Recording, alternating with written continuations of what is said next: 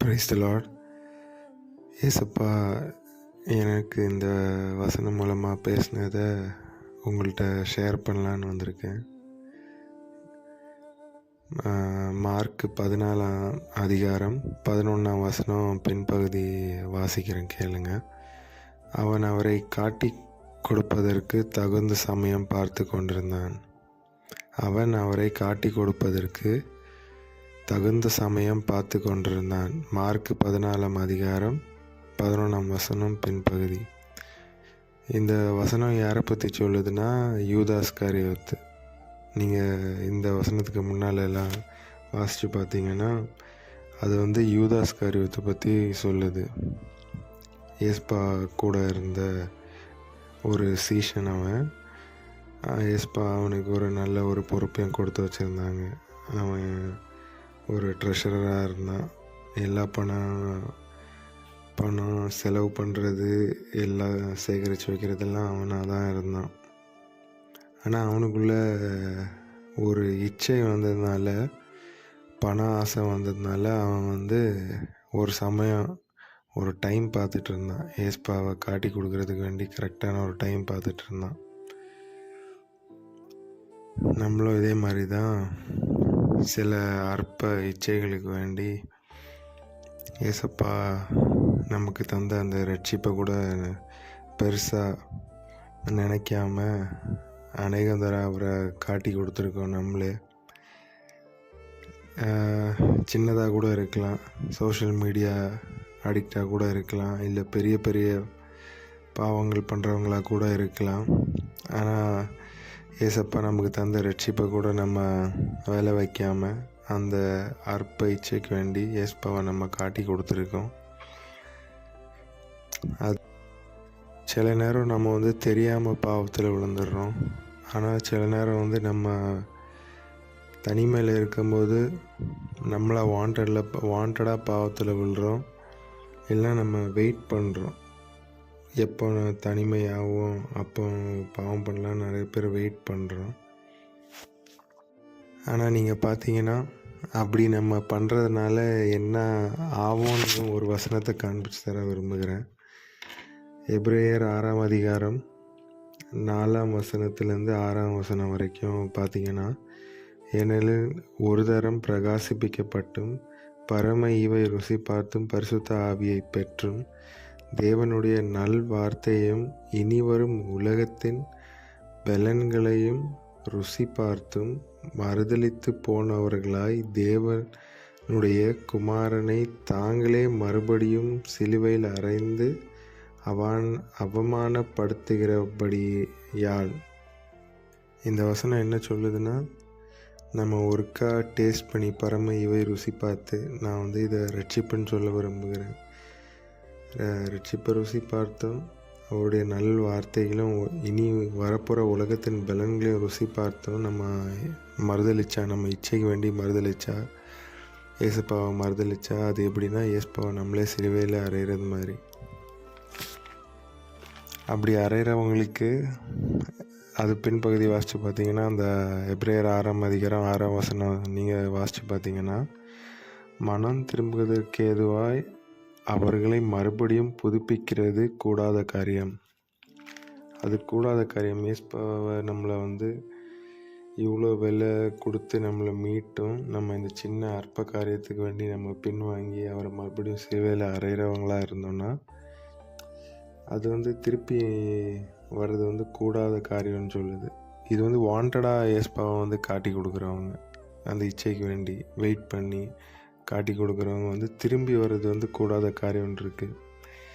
ஏசப்பா யூதாஸ் இப்படி செய்வான்னு அவருக்கு தெரியும். ஆனாலும் அவனுக்கு ஒரு சான்ஸ் கொடுக்குறாரு. அந்த நீங்கள் மார்க் 14 அதிகாரம் 18 வசனம் பார்த்தீங்கன்னா, இயேசு அவர்களை நோக்கி, என்னுடனே புசிக்கிற உங்களில் ஒருவன் என்னை காட்டி கொடுப்பான் என்று மெய்யாகவே உங்களுக்கு சொல்லுகிறேன் என்றார். ஏசப்பாக்கு தெரியும் இவன் இப்படி காட்டி கொடுப்பான் அப்படின்னு தெரியும். நம்மளும் இப்படி விழுந்து எழும்புகிறோம். அது அவருக்கு தெரியும், இவன் விழுந்து எழும்புறான் அப்படின்னு அவருக்கு தெரியுது. ஆனால் அவர் ஒரு சான்ஸ் தராரு. சான்ஸ் தந்து நீங்கள் பார்த்தீங்கன்னா அந்த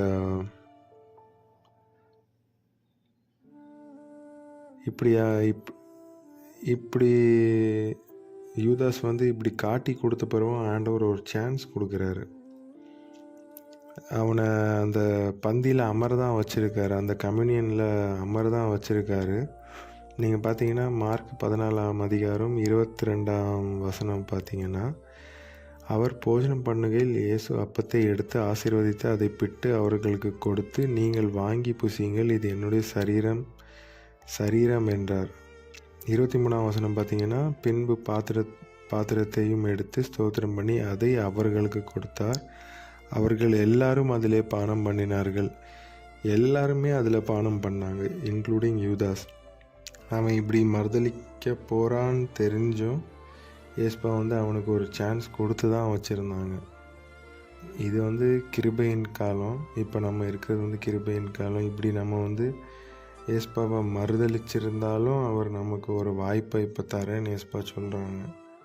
நீங்கள் மறுதளிச்சிட்டு இருக்கீங்கன்னு அவருக்கு தெரியுது, ஆனாலும் அவர் வந்து உங்களுக்கு ஒரு சான்ஸ் தராரு. இப்போ நம்மளும் அதே மாதிரி இப்போ வந்து கம்யூனியன்லலாம் நம்ம அட்டென்ட் பண்ணுறோம். கம்யூனியன் எடுக்கும்போது நம்ம சொல்கிறோம், நான் வந்து இனிமேல் இப்படி பண்ண மாட்டேன். ஒரு கில்ட்டி கான்ஷியஸோடு நம்ம வந்து அந்த கம்யூனியனுக்கு முன்னால் ஒரு 5 மினிட்ஸ் ஏசப்பாட்ட வந்து கன்ஃபஸ் பண்ணிவிட்டு, அப்பா இனி பண்ண மாட்டேன்னு நம்ம கம்யூனியன் எடுத்துடுறோம். ஆனால் அடுத்த கம்யூனியனுக்குள்ளே நம்ம விழுந்து போயிடுறோம். நம்ம இச்சைகளில், அது சின்ன இச்சையோ பெரிய இச்சையோ, நம்ம விழுந்து போயிடுறோம். ஆனால் ஏசப்பா வந்து இது கிருபையின் காலம் ஆனதுனால அடுத்த தடவை எடுக்கிறதுக்கும் அவர் கிருபையாக நமக்கு வாய்ப்பு தராரு. இது கிருபையின் காலம் ஆனபடியினால். ஆனால் ஒரு வார்னிங்கும் ஏசப்பா சொல்கிறாங்க. மார்க்கு 14:21 வசனம் பார்த்தீங்கன்னா, அது பின்பகுதி பார்த்தீங்கன்னா, எந்த மனுஷனால் மனுஷகுமாரன் காட்டி கொடுக்கப்படுகிறாரோ அந்த மனுஷனுக்கு ஐயோ. நம்ம வந்து அடிக்கடி இப்படி அசால்ட்டாக நம்ம ஏசப்பா தானே பார்த்துக்கலாம் அப்படின்னு நம்ம வந்து அசால்ட்டாக விழுந்து எழும்புகிற அனுபவம்னா அது வந்து சரியில்லை. அது வந்து ஏசப்பா வந்து வார்ன் பண்ணுறாரு. எந்த மனுஷனால் மனுஷகுமாரன் காட்டி கொடுக்கப்படுகிறாரோ அந்த மனுஷனுக்கு ஐயோ. நான் இன்னொருக்கா அந்த எபிரேயரையும் வாசிக்க விரும்புகிறேன். எபிரேயர் 6ஆம் அதிகாரம் 6ஆம் வசனம். மறுதலித்து போனவர்கள் தேவனுடைய குமாரனை தாங்களே மறுபடியும் சிலுவையில் அறைந்து அவமானப்படுத்துகிறபடியால் மனம் திரும்புதலுக்கேதுவாய் அவர்கள் மறுபடியும் புதுப்பிக்கிறது கூடாத காரியம்னு ஏசப்பா சொல்கிறாங்க. அந்த புதுப்பிக்கிறது வந்து கூடாத காரியம்னு ஏசப்பா சொல்கிறாங்க.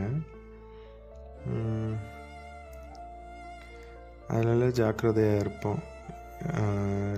டைம் பார்த்து ஏசப்பாவை காட்டி கொடுக்குறது, டைம் பார்த்து அந்த பாவம் பண்ணுறது, அதெல்லாம் விட்டு நம்ம மனம் திரும்பலாம். இன்னொரு வசனத்தையும் சொல்லி நான் முடிக்கலான்னு இருக்கேன். சங்கீதம் 2ஆம் அதிகாரம் 12ஆம் வசனம். குமாரன் கோபம் கொள்ளாமலும் நீங்கள் வழியிலே அழியாமலும் இருக்கும்படி அவரை முத்தம் செய்யுங்கள். கொஞ்ச காலத்திலே அவருடைய கோபம் பற்றி எரியும். அவரை அண்டிக் கொள்ளுகிற யாவரும் பாக்கியவான்கள். இந்த வசனத்தை வந்து கேட்டு யாரும் பயப்படண்டா, இவன் என்னடா இப்படி காலையில் இப்படி வசனம் போட்டிருக்கானேன்னு பார்க்காதீங்க.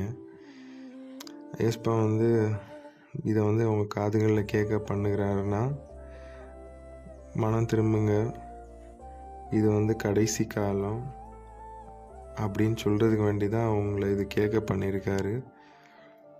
அவர் உங்களை நேசிக்கிறாரு. அதனால் உங்களை இழக்க அவருக்கு விருப்பம் இல்லை.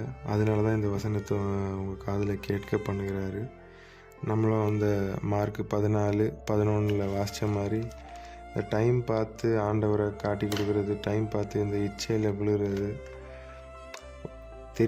தெரியாமல் விழுறது வேறு. இந்த டைம் பார்த்து கொஞ்ச நேரம் தானே நான் பார்த்துக்கலாம், அதை விட்டுருவேன். 5 மினிட்ஸ் நான் இன்ஸ்டாகிராம் ஷார்ட்ஸை பார்த்துட்டு விட்டுடுறேன், இல்லைனா 5 மினிட்ஸ் நான் எங்கேயாவது போயிட்டு வந்துடுறேன், ஒரே ஒரு சிகரெட்டு தானே, ஒரே ஒரு கப்பு தானே அப்படின்னு நினச்சி நம்ம போகாமல்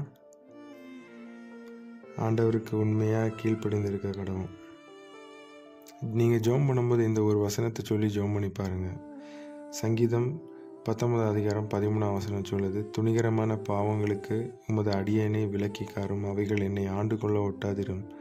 அப்பொழுது நான் உத்தமனாகி பெரும் பாதகத்துக்கு நீங்களாயிருப்பேன். நம்ம ஜெபம் பண்ணும்போது, ஏசப்பா துணிகரமான பாவங்களுக்கு ஏசப்பா நான் இடம் கொடுத்துடக்கூடாது, அவைகள் என்னை ஆண்டு கொள்ள ஒட்டாதிரும் அப்படின்னு நீங்கள் ஜெபம் பண்ணி பாருங்கள். ஏசப்பா கண்டிப்பாக கிருபை தருவாங்க. ஏசப்பா உங்களை ஆசீர்வதிக்கட்டும். இந்த நாள் நாளாக இருப்பதாக.